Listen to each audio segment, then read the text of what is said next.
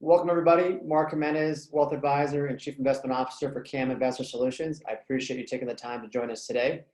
We have my good friend Phil Seibel down in Austin, Texas, joining us. Phil is with Collaborative Planning Group. They're based in Omaha, but he's actually one of the advisors for them that is remote, but also spread out around the country. Their firm specializes in a lot of advanced planning strategies and insurance-based solutions for a lot of advisors like myself and our team. But a lot of what I wanted to have him on today is because there's a lot of things that this space I feel involves, sometimes straightforward, but it also can be very, very complicated. And I know he's been a tremendous resource, not just for many of our clients, but also for our team in helping us walk through and navigate a lot of these tough decisions that relate to so many things in regards to different types of insurance. So Phil, welcome. Thank you. I appreciate you having me.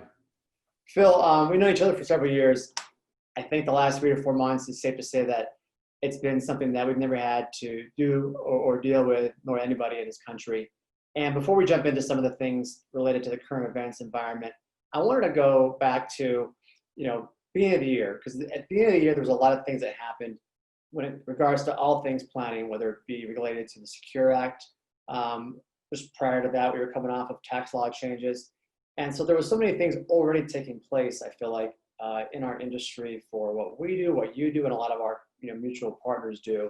And so before we get into some of the current events, I wanted to just get your overall thoughts when it comes to working with a lot of your audience. What are some of the best ways you see as ways to utilize insurance strategies for, let's say, tax planning? Historically, of course, in our industry, tax planning, dealing with a lot of estate tax planning, and it still is a great vehicle for estate tax planning. Now, obviously, with everything that's changed, the exemptions are so high that we're not doing as much of that as we were in the past. However, it's still there. It's still a very real option for clients, and it can be utilized extremely well. So that's first. And then the second would be, if you're dealing with real estate or a client or an asset that a family or a client has that's not easily liquidated. And so life insurance can help fund, if anything were to happen, the family group to make sure that they can deal with that asset in their time instead of having a forced fire sale where they may not get the full value of that asset.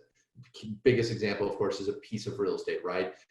If if the primary breadwinner passes and it's hard to make that payment and then you're forced to sell, you may not get that full value for it. And the life insurance has come in at times because the benefit is tax-free to help fund that, and so that the family has time to potentially sell that asset or just opportunity to keep that asset now so it can grow for the future. We are seeing some more planning depending on the income bracket, depending on income tax practice or purposes. So the insurance still has that opportunity, it has a death benefit, but then assets and cash value inside of insurance policy can grow tax deferred, and if done correctly, can come out tax free. And so it is still definitely an option. Again, with a lot of financial advisors involved with the clients, they can do a great job for clients in helping mitigate taxes. But sometimes clients earn well and above that, and insurance can be utilized for that strategy. Yeah, that's interesting because I think right now, a lot of folks we talk to, depending on where they're at in their lives, they are utilizing strategies in some traditional, but also some advanced ways. So I think the tax planning and the estate planning, as a foundational perspective, I think is really important to understand, especially because it's likely to change a little bit on the horizon, which we'll get into in just a few moments. I think one question that we often get is that at what point in life should someone have some of their current policies reviewed? For example, not just, let's say, traditional term policies or employer policies, but even ones that maybe they've had for several years before children or when the children were young. Maybe talk to that a little bit about when it's an ideal time to have those reviewed. You hit the nail on the head, and one of the first reasons why is because a lot of times families buy policies when they have that first child, or potentially even before they even had that first child. And then they have children, and then they have maybe multiple children, and they've done some estate planning. And so they haven't updated the beneficiaries to reflect that. The other thing that we see, unfortunately, at times is there's a divorce, and then people forget to update beneficiaries in a divorce situation. So We certainly believe you should, anytime a major life event happens, you should definitely review the insurance to make sure it is matching up with what you had, currently and moving forward. We, as a practice, because we work with so many financial advisors, got into the practice of every year we send out a letter to the advisor and the client on whether it's a term, it doesn't matter. Are there any updates, anything that has changed in your life that we need to address with this policy? Doesn't mean that you have to make all these wholesale changes. It just means like, hey, yes, we did a new trust this year. Please update my beneficiary to this name of the trust dated this date. That's a simple form that takes really no time at all. But if not done correctly and then something does happen, that create a big problem for the family. So definitely life events. The other thing, if somebody has permanent insurance, and that could be whole life, universal life, index universal life, or variable universal life, we definitely recommend having those policies reviewed at least once a year. Because even though life insurance contracts are not, they don't fluctuate a ton unless they're a variable, they could fluctuate because of the mutual funds you purchase. They're more designed to be buy and hold strategies. However, they still are dynamic and things do change. And so we would like to make sure that every year that policy is tracked based on what was sold to make sure it's keeping up with what was originally designed. Year to year, slight changes can be made to make sure the policy is done correctly. But if you let a problem persist for 15 years, and unfortunately we see it too often, that's when the client is faced with maybe a big bill or a policy going away at a time when they need it to be there most. So definitely permanent insurance once a year. And you mentioned something also, it sounds like not just can some of these underlying structural elements change, but I know in our industry, a couple things that we see in other industries is that the availability of information, right? There's so much information available to us online that sometimes it's almost too much. One thing I imagine I've seen in your industry is that, like ours, sometimes the costs evolve, right? The costs of certain solutions and products evolve, so that might be something that consumers want to think about too, is that maybe they have a good policy, but the costs have improved for the structure of some of those permanent policies or whatnot. That's a great point. Because of evolution, actuarial tables are changing. Sometimes products get actually less expensive, even though the client's older. The other thing that we see too is sometimes in underwriting, clients are dealing with a health issue that can be corrected. And with the advances in medical technology, people improve the underwriting class. My father is a very good example. He had a heart attack and he had to have open heart surgery in his mid-50s. And he had the surgery, it was corrected, and he's done a great job of taking care of himself. And based on that, we were still able in his mid-60s to get him a preferred underwriting class. So and that goes purely to one, him taking care of himself, but two, medical technology has just improved that much to help these clients live full lives post an event like that. Yeah, I imagine that's going to be important. Good point there at the end there, especially I think coming off of what we're in today. So I'm sure we'll talk more about that in a minute. One thing I'm curious on, because again, in light of some of the policy types you mentioned, and there's obviously different variations or different, elements of those. In today's market, what do you see in consumers, clients of yours, advisors, and their clients? What do you see them, different types of insurance strategies most utilized? Today, with what we talked about previously with the tax laws and everything going on, we're definitely seeing a lot more term insurance. I think that also has a lot to do with the financial advisor's role, the fee only, and the alignment with the client and the advisor to where they're actually more of, I always compare it to a coach or a trainer, right? They have a trainer, the client has a trainer. So if the trainers are working them toward their goals, certain needs from an insurance perspective start to go away because they're achieving goals, right? Life insurance is historically there for you didn't do some planning, correctly, and it's there to just fill in the back end in case, at the very end. So with the advisor involved, it is pushing toward term. We are still seeing some permanent insurance sales for non-estate tax purposes, but I do believe those have kind of gone down a little bit because of the change in the industry. So term insurance is a big one. The other one, disability, is still, it still hasn't really changed from that perspective. And where disability is, because earnings are starting to grow and people are starting to do their own business and entrepreneurial spirit has taken hold, which it always has in this country, but we're seeing more and more small businesses.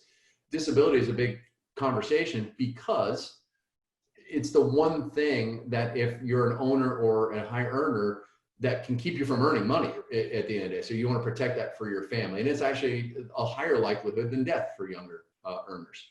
And then the final one, as you get toward the end, well, there's one more, sorry. One of the other ones that you get toward the back half of your life, long-term care planning. And again, it doesn't mean that policies and products are being sold. It just means planning is happening. The advisors are involved. They're helping the families think through their options and how are they going to address these things when this event does happen. Because unfortunately, with medical technology improving, people are living longer. They just may not be living happily longer. And so they need to plan for this. Again, doesn't mean insurance is purchased. It just means that insurance is discussed and planned around. The other thing that has been nice to see the evolution with carriers has been the annuity space. The fee-only annuities where clients are not being stuck in these loaded products with tons of commissions and fees that drag down growth of their cash value. That's becoming a real play. And unfortunately, with the State of the Union and everything going on, clients are still concerned about guaranteed income. They don't want to run out of money before they run out of breath. And so certain types of annuities and efficient chassis are becoming the conversation piece. Again, doesn't mean that people are buying them. It's just the analysis is happening to see if that's an option they should be looking at. Yeah, we do see that on the annuity front, because there are more, like you said, there's on the fee-only front, the no loads or the commission-free or nearly commission-free solutions that are really structured low cost. Especially, I think, where people are looking at those, it sounds like, are when comparing traditional ways of generating income, like bonds, because interest rates are what they are. They're super low, and so we do see people comparing the annuities and the other income solutions as well, because it's a little trickier right now than it's ever been, given where rates are at generational lows.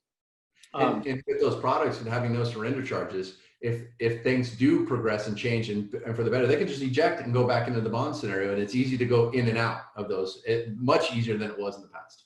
Yeah, absolutely. You mentioned something a minute ago about the long-term care as an option. We hear a lot of different feedback, grumblings, concerns, whatnot about long-term care. Like a lot of things, again, because it's accessible online media. There's been good, bad actors in that space. But when it comes to long-term care, talk to me about, where do you see it still making sense for people given their situation? I know it's not the easiest black and white situation as far as yes or no, but talk to me about when does that really make sense, or when does it warrant serious consideration for somebody? With long-term care planning, we see two components come into play really quickly. There's a financial, there's the objective side, right? Can we afford either care or a policy or both, right? That comes in real quick.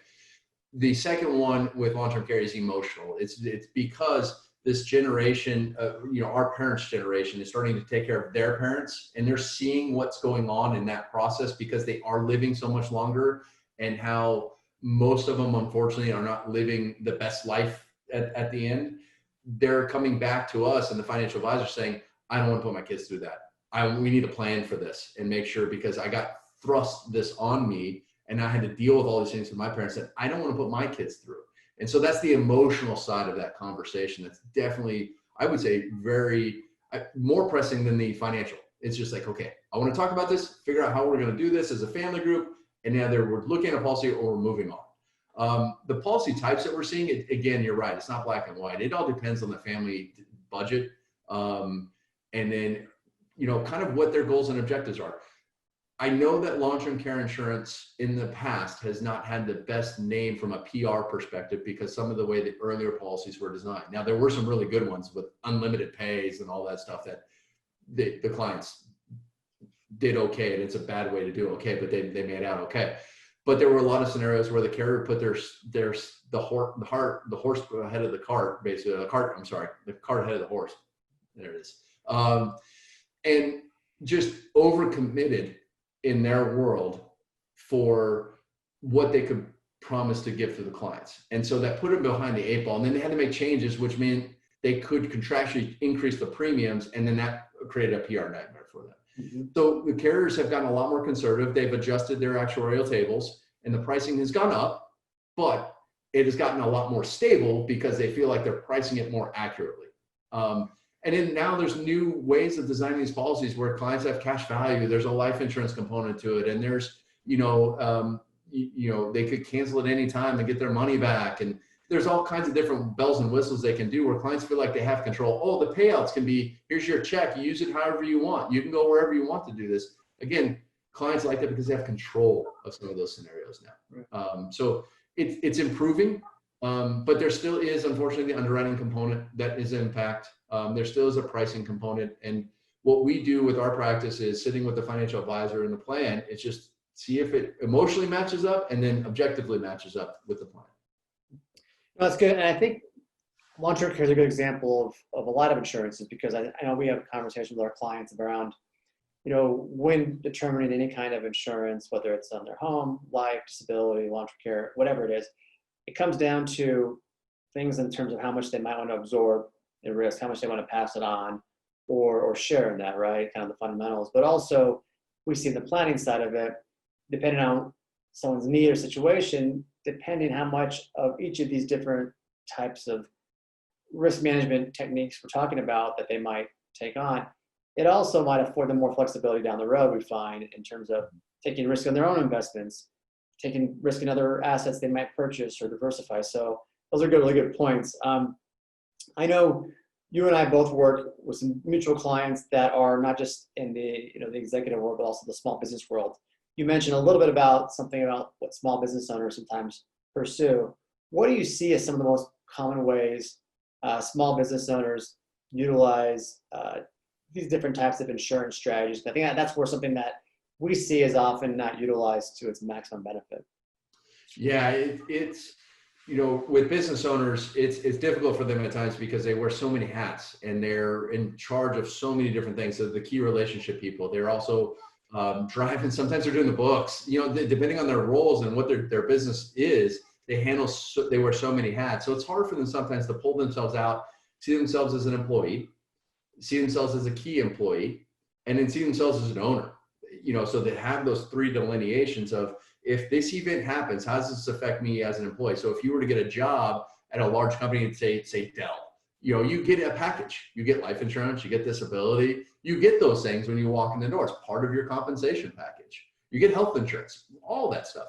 And a lot of times business owners fail to see themselves in that manner of, I'm an employee too. And so normal situations get this. So it doesn't mean that they buy it. Again, it just means that you address it from a planning perspective, saying, hey, because of this scenario, you may not have this coverage just given to you like you would at a big company. So how do you want to plan for this? And then a key employee, meaning if they're a small business and there's maybe 10 employees or something like that, and they're the main relationship driver, or they've got some special skill set to get something done. What if something happens to them? How does it impact the other 9 employees? That's something a lot of business owners, they do care about. They do because it's their baby, and those people are usually family, but they don't put themselves in that position of thinking like, I got to address this. I got to take care of this, because if something does happen to me, my company's hurting too. And not only that, I'm hurting my family, these employees, and sometimes it is their family. And then finally, from an asset, right? This business usually has a value to it. It's kind of like when I went back to the real estate example of taxes. If anything were to happen to them, how does that family group get full value for that? Because their primary breadwinner, that business owner, is no longer in the picture or can't work in the picture. How do you address that? So biggest things, of course, are, again, it's life insurance, usually term insurance, because, you're doing it for a buy-sell purpose or just cover that need of their missed income. Disability planning is a big one for business owners. The good news is, if they do have employees, a group disability policy is relatively inexpensive, and they can usually get a good baseline of coverage for not only themselves, but in their employees. And then if they need to fill in the rest, they can buy an individual policy to fill in that gap. That's good, man. Definitely, it sounds like there's a lot of different ways they can take advantage of what's available to them, but utilizing that small business structure, and even, like you said, the small group for pricing purposes is probably significant.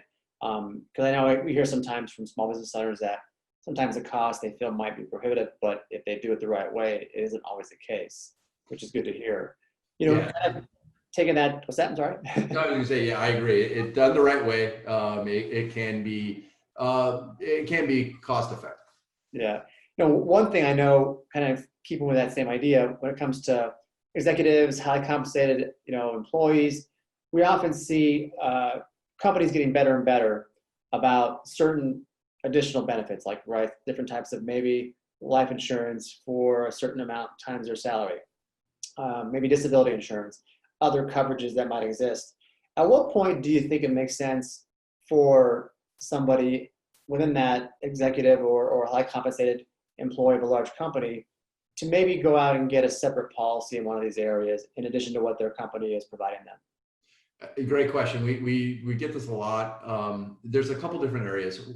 As employees grow in their career and they start earning more, usually when they start at a company, they get a nice, if it's a larger company, they get a nice package of life insurance that goes to their heirs. And it probably will cover them in the early days, especially if there's no kids. But as they grow and they start to have kids, a lot of times, the value of their life and their lifetime earnings is more than what that company is offering in a life insurance perspective. Sometimes it's not, but most of the time it is. The other thing to think about is that unfortunately, in this day and age, most people don't stay at their company forever. They do move on. And Mark, you and I have talked a lot about this. I started at a great company. You started at a great company. There was nothing wrong with that company we were working for. We just had different goals and objectives personally that we wanted to achieve on our own. So we left, and we left packages behind that we had to plan for on our own at that point. So if anybody has any inkling of entrepreneurial spirit or they're thinking of moving, that's definitely a time to start looking at their own, looking at getting their own policies just to protect themselves on that, because you want to make sure again, I'm in the business of risk management, right? Get something in place before you make that move, just in case. So that, a couple of areas, again, out earning what the employer is offering. And then again, most people don't stay at that company forever. And you don't know, even if you do go to another company, their package may not be as rich as the one you just left. It may just be part of the deal. It may you go to a startup and they can't offer those benefits. So and again, it doesn't, with term insurance, if they're healthy and young, it's not typically that expensive. It can be achieved pretty easily. So it's not horribly cost prohibitive. Well, I think it's a good point you mentioned about that entrepreneurial spirit for someone who has that before they go down that path. We've seen it sometimes too late when someone's already made the jump to, going to a small business, starting something as a startup, and then it may be too late, or they've had this gap in risk per se. Because I know for me personally, it was something that we felt we had to go out and get additional life insurance in the event I got hit by a bus, and then my contribution became zero overnight while there was a ramp up phase, right? And I'm sure you're in that phase too. So that's something that I think we do see it at, it is needed, and sometimes it's not done until after the fact, which might be either too late or putting them and their family at risk. So that's a really good point. Kind of shifting gears a little bit to, none of us are health experts. None of us are going to project what's going to happen with COVID-19. But I do think it's interesting to talk about what folks should be doing right now or taking advantage of, because we are seeing a lot more interest, a lot more questions probably than we have in a few years around different types of insurance needs, and revisiting this from insurance planning and estate planning and tax planning approach. Has COVID-19 changed the need for life insurance coverage in any way, in your opinion? I think anything, unfortunately, in our world, anything that brings to the forefront mortality for people, that changes their perspective on this. And so have I gotten more calls during this process? Yes. Because people are worried, not that they're maybe worried about dying, but maybe they're hearing about somebody else that has been dealing with issues, like, well, maybe I should get this taken care of so that if it does happen to me, I have taken care of this. Mm-hmm. So the conversation has definitely been more popular during this process. And I think the other reason is that people are home a little bit more. Some of them have a little more time to actually get to some of these planning issues. You and I were talking about this earlier today, where some people, now that they aren't having to commute to the office, or they don't have the distractions of the office or anything else going on, some of the planning issues that we've been discussing with them for months, maybe even years, are finally getting taken care of, because they're like, hey, you know what? I can actually deal with this now. And so it has changed. It's not like the carriers are advertising this right now, but they have made some things easier on the underwriting side to help clients get through it. They've done a lot more around accelerated underwriting, which means they're trying to do less parameds, meaning the physicals. So they're trying to progress to not expose more people potentially to the virus. So it has made the process a little bit easier. There's still challenges. It's not simple. It's not easy. It's not perfect, but they've tried to make it a little bit easier for clients to get to it. And that's helped clients move forward because they know now, like, oh, I don't have to do that now. No, you don't have to do that.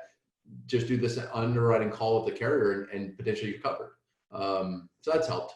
Right. No, that's interesting. And also, I mean, related maybe to life insurance, but also other areas of insurance like disability or long-term care.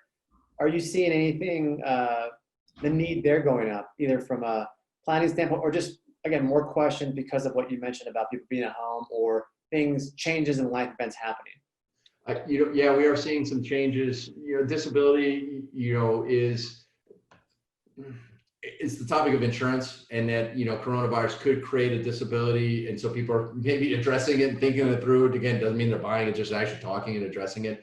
Long-term care, unfortunately, because of what the age group that coronavirus does impact, some older clients are wanting to talk more and more about long-term care and again address it.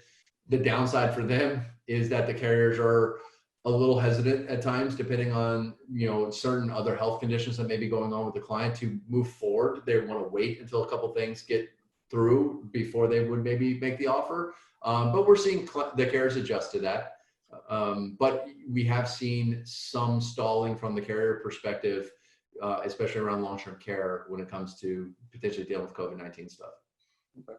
No, it's interesting. Yeah, we've seen more activity, a lot of things planning, but especially in this space. I mean, you mentioned a little bit about how the insurance companies are evolving in light of the COVID-19 environment.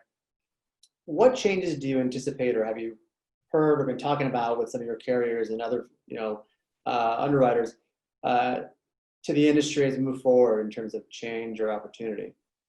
Yeah, I'm hoping one of the positive things is with the carriers during this process trying to make the underwriting process easier on clients, especially younger and healthier clients, to get them through the process, realizing they're not as risky to them as they once deemed maybe. I hope that sticks because it has been it's a better buying experience for the client. On the flip side, a couple downside risk of these things is that the interest rate environment is still not very good. And the carriers are conservative investors on the back end. So they're not getting a rate of return on their cash, which impacts pricing on the back end for their clients. So they will be increasing pricing on some of their products to just make up for what they're not getting as a rate of return. It's just unfortunately that's their business. They have to do that. Mm-hmm. And because of some of the risk potentially with COVID-19, that potentially we could see some price increases on certain classes of clients because of the risk involved with that client. It's just unfortunate. I mean, that's their business, right? They have to underwrite a client based on a standard of risk. And then, but if they're more at risk because of something going on, they will probably have to increase price to account for that risk. Yeah, it's interesting to hear about the interest rate environment because it's impacting so many industries. I mean, it's good for refis, it's good for borrowing, right? It's good for valuation purposes through the low rate. But in terms of so many other planning strategies, that interest rate does impact so many things in different ways. So it's interesting to hear that perspective, even on the insurance side as well. One last question, I think, given there's so much going on, and again, like I said before, there's no telling how slow or fast things will move forward in different areas or different industries. But if you had to go out and talk to clients or those who are considering smart planning decisions all around, when it comes to what you do and what you see, what would you be telling people that there's opportunities to take advantage of right now and to go out and do them and not wait? What would that be? I think I've kind of addressed this a couple of times, but I believe if they're young and healthy, now's the time to potentially look at term insurance. Because again, there's a sweet spot with the underwriting process that clients are getting through it in a easier, less invasive process. That's probably the best way to put it. I think that's an advantage. The same thing goes for disability. Carriers are offering higher limits without any physical measurements needed or any labs needed or anything like that. So they're making that process a little bit easier for younger and healthy clients. So I think that is an advantage right now. And pricing, they haven't really changed the pricing for that. So, take advantage of that. I think if you're considering, long-term care planning, and you're a little bit older aged, I think now is the time to start addressing that planning, because some carriers are already starting to announce price increases coming through the rest of the year. And so you want to, and if you get the application in before that happens, you get grandfathered into the old price. They can't change that on you. So maybe an opportunity to take advantage of that early on before those changes do come. You can't predict all that with a crystal ball, right? That's hard to force. I don't want clients to feel like they're forced into doing something just because something that may happen. But I do know price changes are coming. And so if they are thinking about it, probably now is a good time to start addressing it and planning it and seeing what's something they're serious about. Okay, well, that's really good to hear. I think, because if it does, things do prolong a little bit longer, I got to think that doing it sooner than later is probably going to be a smart move. So good thoughts there. Well, Phil Seibel, Collaborative Planning Group, thanks for your time today. Appreciate it as always. I'm sure we'll probably be talking again in a few months as things continue to evolve and we know more about elections and potential changes with different things that are current right now. And so I look forward to having you back again. And thanks again for the time. Really appreciate it. Thanks again for asking me to join. Of course. Take care. You too.